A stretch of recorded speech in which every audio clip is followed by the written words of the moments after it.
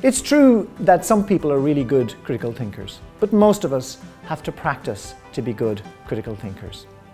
Now, how do we practice to become good critical thinkers?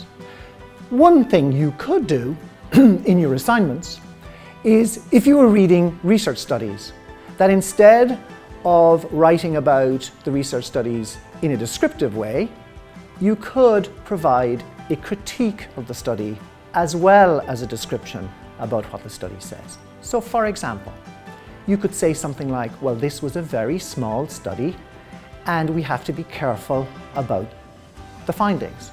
You could say something like, well, this study was conducted in the United States and may not be applicable in an Irish context.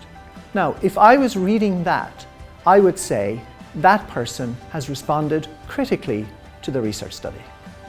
For me, how you become a good critical thinker is by developing your knowledge in a particular domain or an expertise.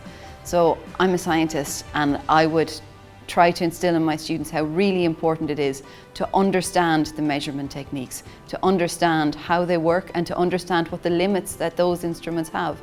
So if you're trying to measure, if you can measure 1 part in a billion, or you can measure 1 part in 10 to the minus 12, that can help you to understand, when you take measurements with that instrument, how certain are you of the answers that you get back with that.